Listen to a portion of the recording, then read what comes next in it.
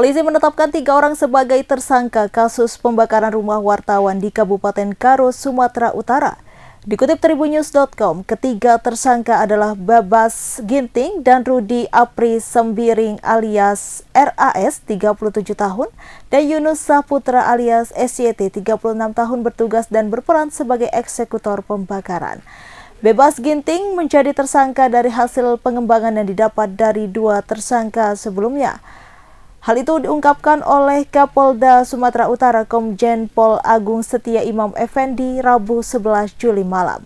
Pada Kamis 11 Juli, Babas Ginting telah digiring oleh personil kepolisian di Mapolres Tanah Karo di Jalan Veteran Kabanjahe. Tampak Babas Ginting yang dikawal 2 orang personil tersebut telah menggunakan baju tahanan berwarna orange dan tampak mengenakan celana berwarna biru. Dikabarkan perihal penetapan tersangka terhadap Babas Ginting akan dirilis langsung oleh Polda Sumatera Utara. Kabid Humas Polda Sumatera Utara Kombes Hadi Wahyudi mengatakan, Babas Ginting merupakan orang yang memerintahkan 2 eksekutor bernama Yunus Saputra dan Rudi Apri Sembiring untuk membakar rumah Riko. Babas Ginting terlebih dahulu memberikan uang sebesar Rp130.000 kepada anak buahnya untuk membeli bahan bakar yang digunakan sebagai bahan utama membakar rumah korban. Aksi pembakaran yang menewaskan jurnalis Sempurna Pasaribu beserta keluarganya terekam CCTV. Pada pukul 3 pada Kamis, dini hari dari CCTV terlihat satu tersangka menggunakan sepeda motor datang ke rumah korban. Usai turun dari motor, salah satu pelaku berjalan ke arah rumah korban sambil membawa sesuatu. Rekan pelaku kemudian datang menyusul ke TKP dengan mengendarai sepeda motor. Tak lama berselang terlihat api menyala dan kedua pelaku kabur meninggalkan TKP sekitar pukul 3:17 Kamis 27 Juni dini hari. Dari hasil pemeriksaan ahli forensik terungkap Sempurna Pasaribu dan 3 anggota keluarganya masih hidup saat api kebakaran membakar tubuh mereka. Sementara itu, Panglima TNI Jenderal Agus Subianto membantah jika ada anggotanya terlibat kasus pembakaran rumah wartawan Riko Sempurna Pasaribu. Ex-Menteri Pertanian Syahrul Yassin Limpo mengucapkan terima kasih dan maaf kepada Ketua Umum Partai Nasdem Surya Paloh. Pernyataan itu disampaikan SCL seusai divonis 10 tahun penjara dan denda 300 juta terkait kasus pemerasan di lingkungan Kementerian Pertanian. SCL mengatakan Surya Paloh kerap mengajarkan dirinya terkait masalah kebangsaan. Dikutip dari tribunnews.com, hal itu diungkapkan SCL pada Kamis 11 Juli 2024. Selain itu, SCL juga meminta maaf kepada seluruh jajaran dan keluarganya. SCL turut menyinggung masyarakat Bugis, Makassar, Bandar, serta Toraja yang disebutnya banyak memberikan dukungan selama kasus ini bergulir. Vonis terhadap SCL dibacakan Ketua Majelis Hakim Rianto Adam Pontoh dalam sidang di Pengadilan Tindak Pidana Korupsi Jakarta pada Kamis 11 Juli.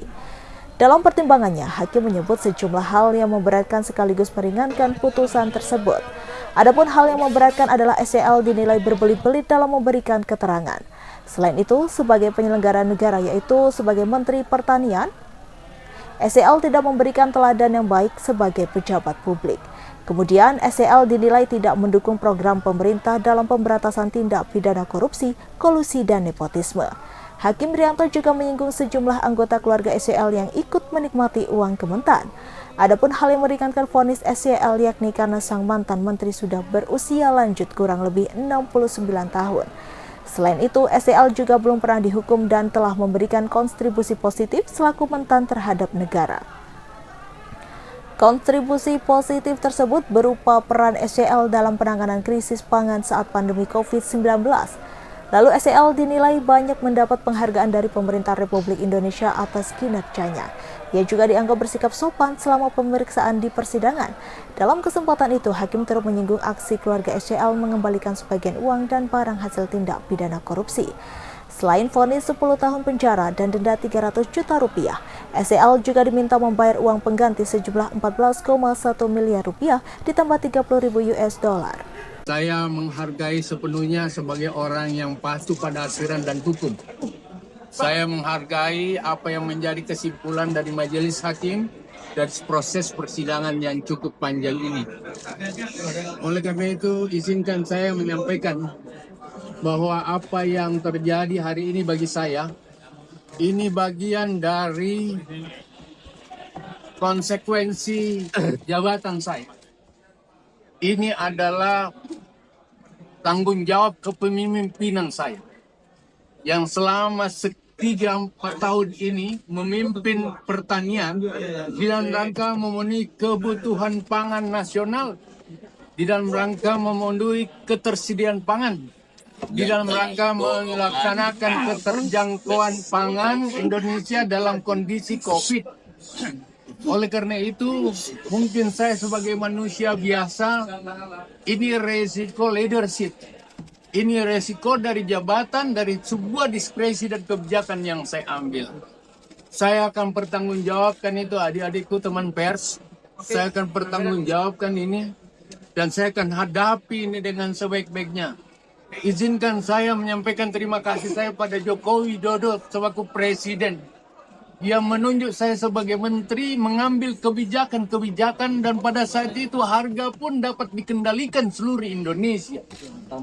Saya sampaikan terima kasih Pak Jokowi memberi saya kesempatan sebagai menteri.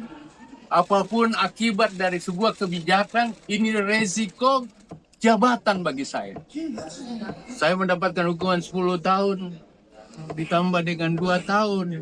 Bukan persoalan yang sedikit.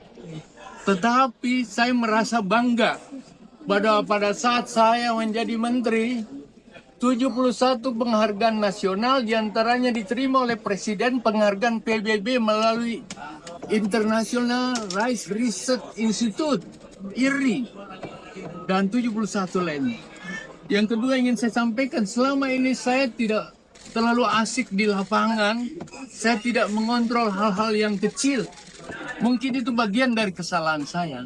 Tapi APIP, menurut undang-undang yang selalu menjadi payung bagi pejabat untuk melindungi pejabat, itu belum dilakukan. Undang-Undang nomor 30 2014. Aku tidak pernah mendapat temuan APIP. Tapi udahlah, seperti itu saya akan pertimbangkan dalam proses-proses hukum yang lain. Yang kedua, saya tidak pernah menerima atau megang uang yang dituduhkan untuk saya bayar-bayar sendiri. Uang ini orang lain yang bayar dan berproses sesuai SOP yang ada. Saya ingin sampaikan bahwa di masa COVID, ketersediaan pangan dengan harga pangan yang terkendali sekarang ini, termasuk ekspor saya naik 3 kali dari 200 menjadi 600 triliun. Kontribusi pertanian di atas 2.400 triliun. Dan saya bersoal dengan 44 miliar dan saya tidak pernah pegang sama sekali. Dan inilah resiko jabatan yang saya maksudkan. Kementan penyumbang terbesar. Terakhir anak-anakku sekalian, terima kasih banyak. Kali ini kutip dengan baik apa yang saya sampaikan. Terima kasih Pak Surya Paloh yang selalu mengajarkan saya terhadap masalah kebangsaan. Maafkan saya kalau tentu sebagai manusia ada yang keliru. Tetapi Surya Paloh sangat konsisten dengan partai untuk mengatakan bela rakyat, bela bangsa. Kalau saya harus terpenjara atas nama itu semua, saya minta maaf pada seluruh jajaran dan juga maaf saya kepada keluarga saya. Maaf saya kepada semua orang Bugis, Makassar, Mandar, dan Toraja yang selama ini banyak memberikan support sama saya. Saya ingatkan, ini bukan proyek, ini bukan rekomendasi dan izin impor yang ratusan triliun. Kalau saya mau korupsi, ini bukan.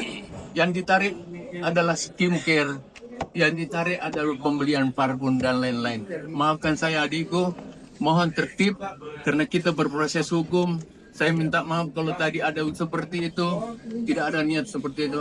Saya lah yang tempatmu sebagai bapak, sebagai kakak. Saya minta maaf pada teman-teman pers dan mudah-mudahan tidak ada pejabat yang takut mengambil kebijakan untuk kepentingan rakyat dan bangsa hanya karena persoalan saya. Terungkap modus yang digunakan ayah di Pati, Jawa Tengah untuk meruda paksa anak perempuannya. Pelaku yang berinisial K 49 tahun meruda paksa korban selama setahun sejak Maret 2023 hingga Juni 2024. Awalnya korban tutup mulut karena diancam. Namun korban berani melapor ke paman lantaran punya 2 adik perempuan.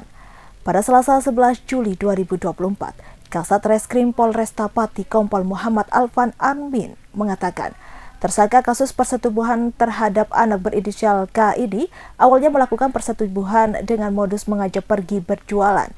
Alvan melanjutkan, korban yang saat itu berusia 17 tahun menolak dan mengancam akan mengadu pada pamannya. Namun tersangka mengancam akan membunuh atau menceraikan ibu korban. Alvan mengatakan suatu hari korban mengadukan perbuatan ayahnya pada sang paman. Paman korban kemudian melapor ke Polsek Kayen. Mendapat laporan, polisi langsung bertindak dengan meminta keterangan dari korban dan juga ibunya. Setelah mengumpulkan bukti-bukti, polisi langsung menangkap tersangka. Saat diinterogasi, tersangka mengaku telah mengancam dan menyetubuhi putrinya berulang kali. Tersangka juga mengaku membawa putrinya untuk menerima suntik KB setiap 3 bulan sekali. Tersangka diancam hukuman penjara maksimal 15 tahun. Sementara itu, Kapolsek Kayen AKP Parsa menyatakan, kecanduan video porno sehingga meruda paksa anaknya sendiri. Fakta lain yang cukup mengejutkan, korban yang saat ini berusia 18 tahun dan saat diperkosa masih 17 tahun sudah 8 kali disuntik KB.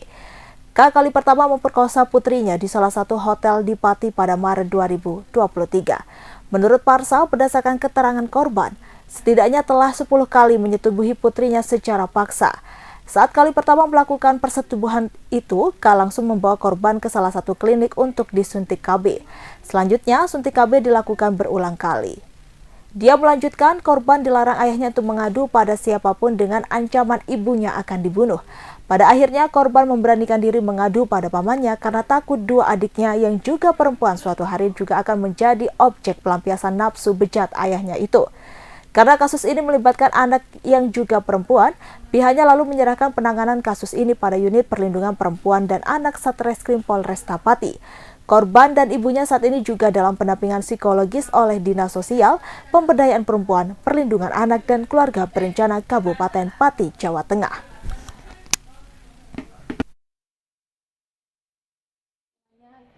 Mendampingi karena ini sebenarnya korbannya itu kan gak hanya anaknya ya, tapi kan ibunya juga sebenarnya, karena ini diduga itu kan ayah kandungnya yang melakukan. Jadi kedepannya sih mungkin rencananya akan pendampingan secara psikologis untuk penguatan ke anak dan ibunya, karena kan untuk mengikuti proses hukum itu kan prosesnya panjang, berat juga. Dengan kondisi anak yang seperti ini, emang kita perlu untuk menguatkan, memberikan support sistem ke anak dan orang tua ibunya terutama, karena ibunya akan mendampingi anak. Sudah lulus? Ya, masih belajar. Masih belajar.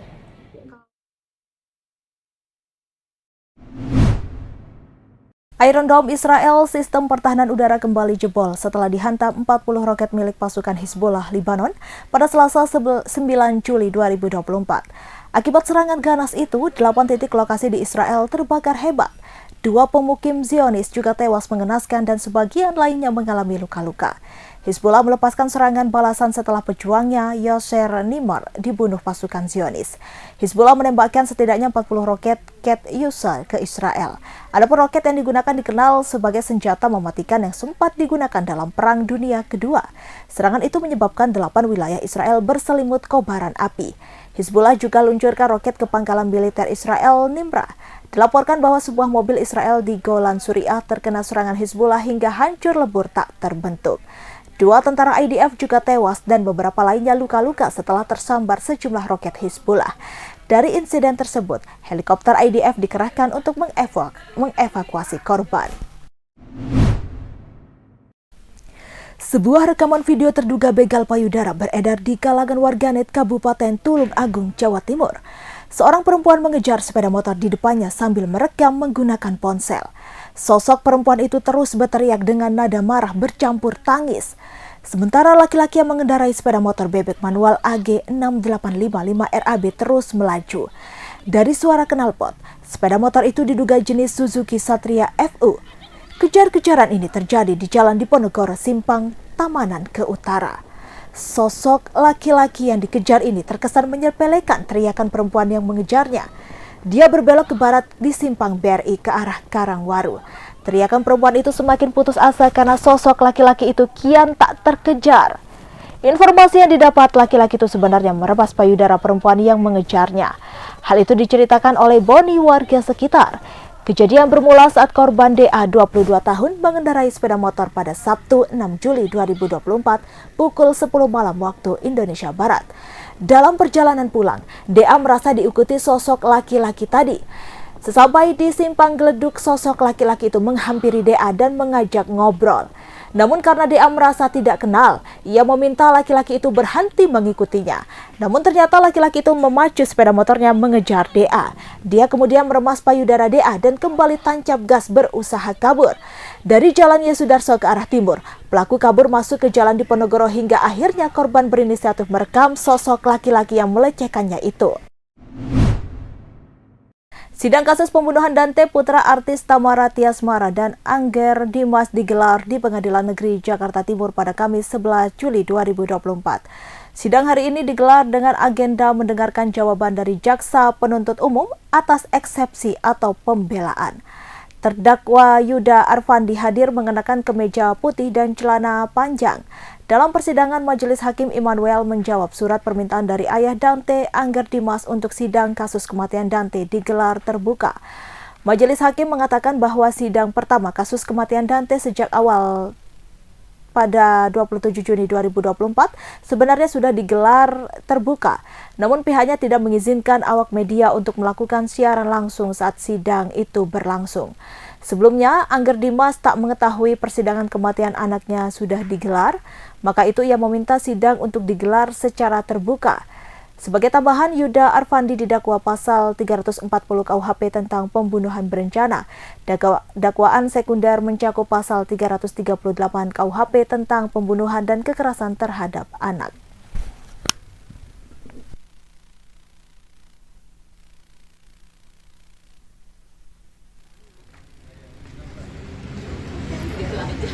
Tante, dalam dakwaan kan ada menyebut bahwa Tante itu tidak merestui hubungan Tamara dan Yuda, itu benar atau tidak? Iya benar nggak Tante? Katanya di dalam dakwaan tersebut juga dari pihak keluarga khususnya Tante tidak merestui. Karena apa Tante? Ya nggak suka aja ngeliatnya, nggak suka aja dari awal. Tapi benar Tante ada. Karena perbuatan kasar. Iya ada perbuatan kasar Tante. Enggak sih, cuman ini aja katanya udah kelihatan dia nggak suka. Oh. Itu aja ya, kami mohon doanya aja. Tante barusan kelihatan banyak dukungan juga. Iya pakai baju hukuman mati itu. Iya. Itu dari dukungan dari keluarga Tante tuh seperti apa? Dari masyarakat juga. Berarti memang yang mendukung keluarganya Tamara juga ya Tante? Iya. Mungkin akhirnya sidang Sebelumnya kita nggak tahu, hari sidang nggak tahu. Tante dari keluarga sendiri akan datang ke sidang untuk mengawal. Pasti. Download Tribun X sekarang, menghadirkan lokal menjadi Indonesia.